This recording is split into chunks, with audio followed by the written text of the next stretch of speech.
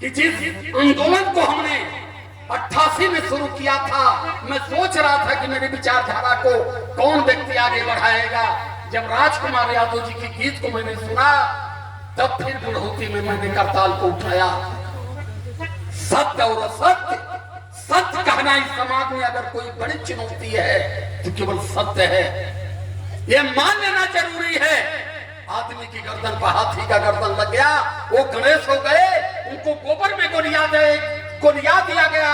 ये समाज रुपया चढ़ा वही में सेनूर और तेल पेल के उनके पूजत हो ज्ञान करे बदे।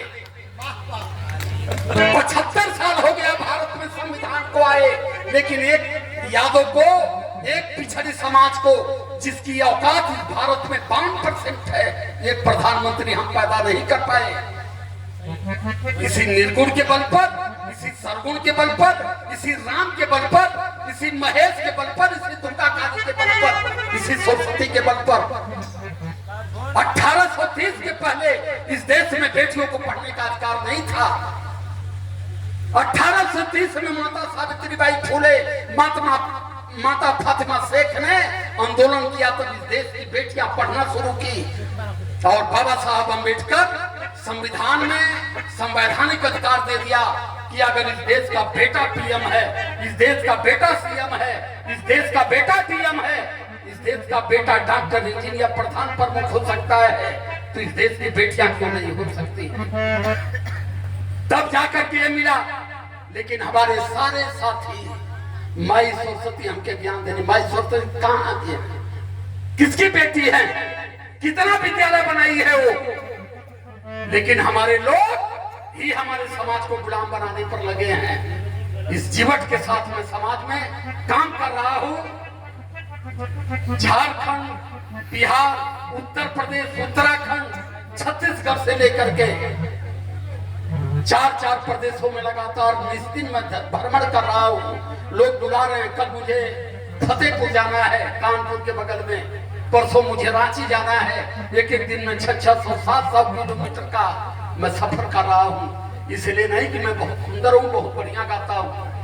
मुझे दर्द है मेरे दिल में कि बाबा साहब अम्बेडकर का त्याग बलिदान और हमारे माननीय मुलायम सिंह का सपना, लालू यादव का सपना इस समाज को कब पूरा होगा, ये समाज अपने आप को कब समझ पाएगा। आज इस देश का बेटा रात दिन घूम करके रोड पर 3 बजे से उठ करके टहलता है। ये मदारी साले आकर के गुजरात से आया, ये गोरखपुर के मठ से गया, एक बीबी को छोड़ दिया, एक निपुंसक है। ये हमारे बेटों की औकात, कहा कि अब फौज में रहने वाले बेटे मात्र 4 साल की नौकरी करेंगे। 14 FIR हुआ है मेरे ऊपर। आदरणीय हमारे सुरेंद्र भैया नहीं है, मुझे शांति बनाओ, हम जो कर रहे हैं बात हमारी सुनो। हम बहुत ज्यादा गाने बजाने वाले नहीं हैं।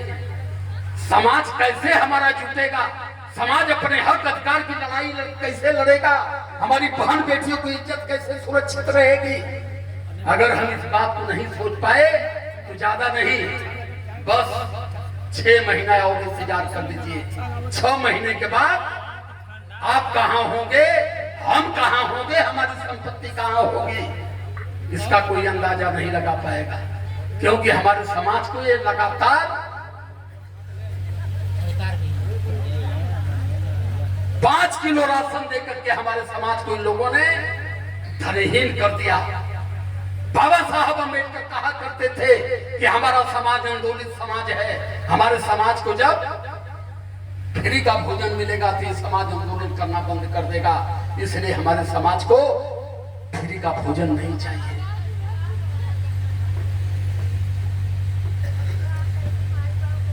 तो 2 मिनट अपनी बात कर लेते हैं। सौरभ, यहाँ बड़ी बीमारी हो, सम्मान किया हमारे बाबू प्रवीण लाल यादव, आदरणीय हमारे भैयालाल, डॉक्टर भैयालाल कवि जी, उपस्थित जनमानस, आप सभी लोगों को नमन करता हूं। मैं बहुत ज्यादा गा नहीं पाऊंगा, न गाने का मुझे ढंग है, बस मेरे दिल में एक इच्छा है कि मेरा समाज, मेरे लोग कैसे बचेंगे। मैं अपने समाज को बचाने के चक्कर में पड़ा हूँ। गाना बजाना मित्रों बहुत दिन तक हुआ। 30 साल के विरहा अनुभव में मैंने 25 साल तक गाया। 5 साल से जब मैंने सत्य बात करना शुरू किया तो भारत से लेकर के विदेश तक लोग मुझे जानने लगे। 7 से 8 लाख लोग हर दिन मेरी बात सुनते हैं। कोई जाने ना जाने उससे मेरा कोई मतलब नहीं है, लेकिन समाज मुझे जान रहा है। आज मेरा सम्मान करने के लिए बिहार में सासाराम में विधायक और एमपी जुटते हैं, वो मुझे माला पहनाते हैं। मैं बहुत लोक लाज लेकर के आया हूं, क्योंकि मैं इस भीड़ में जाता नहीं, क्योंकि कहीं न कहीं कलाकारों का अपमान हो जाता है, क्योंकि मैं और सरस्वती को नहीं मानता। हमारे जितना हमारे बाबू बैठे हैं, उपेंद्र, हमारे परवीन और हमारे आदरणीय सुरेंद्र यादव जी, आपकी मेहनत आपको इस मंच पर लाई है। सरस्वती ने कहा भी होगा ना, कोई एमएलए होगा जो बात मंच पर कह के जा रहा हूं, इस बात को आप समझ लीजिए। 14 FIR हुआ है मेरे ऊपर, लेकिन किसी के पास हैसियत नहीं है किसी सीओ और एसपी पर कि एक चार्जशीट दाखिल कर दे। झारखंड में, बिहार में, आजमगढ़ में, उत्तर प्रदेश में इतनी ताकत के साथ मैं इस मंच पर खड़ा हूं। जो बात मैं कह रहा हूं, मैं इसीलिए मैं गाना नहीं, मैं मंच पर खड़ा होना नहीं चाहता था, मैं गाना चाहता था, लेकिन 2 बात कहना चाहता था कि अपने लोगों को, अपने कलाकारों को कैसे बता पाऊं कि आप सब कुछ करो, सब कुछ गाओ, लेकिन समाज को जोड़ के लेके चलने का प्रयास करो। स्वर एक लाइन बना दे बेटा, एक लाइन बात कह दे, एक लाइन श्रद्धांजलि दे दे, बस।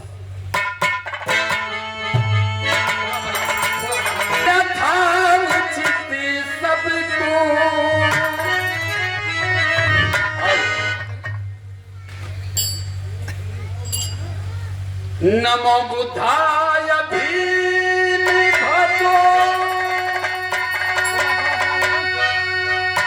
यथा उचित सभी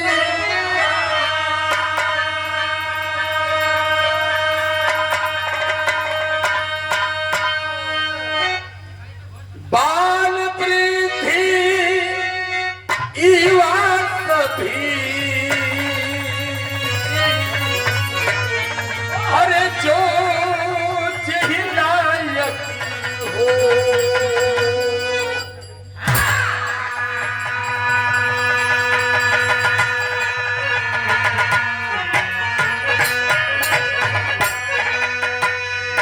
अरे मेरे साथियों, हम गूंगे थे, बहरे थे, लेकिन बाबा साहब अम्बेडकर ने हमें संवैधानिक जबान दे दिया।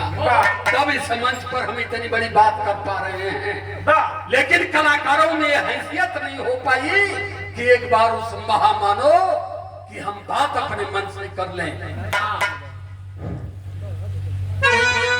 नम बुद्धं शरणं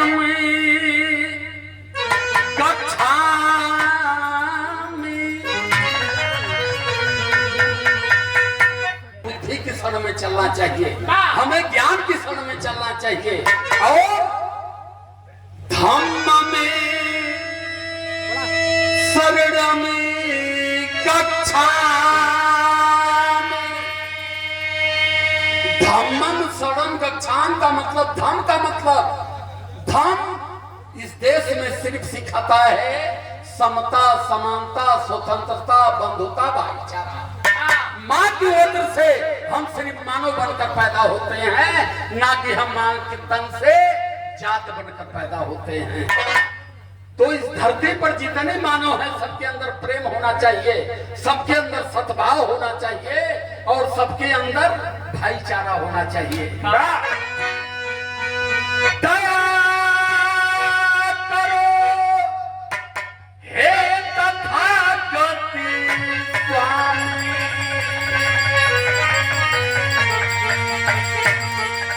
संघ में शरणं गच्छामि।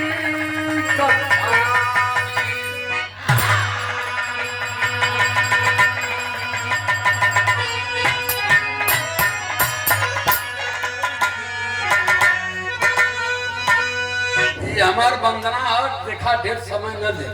अब हम लगातार सीधे मूल पैटर्न पर चलते हैं। ये बता कि यहाँ ढेर समझावल जरूरी नहीं हो।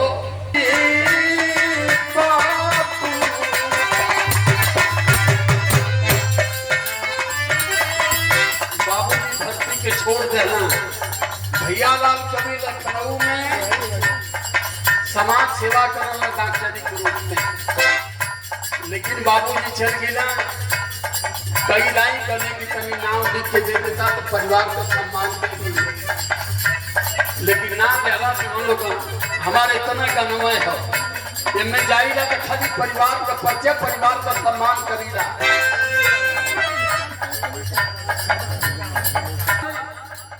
बाबूजी धरती छोड़ला, राजनाथ बड़का बाबू पिताजी के बड़े पुत्र परिवार जुटल हो, सब कहत हो ना जनली बाबू ना जनली बाबू तोड़ा बापी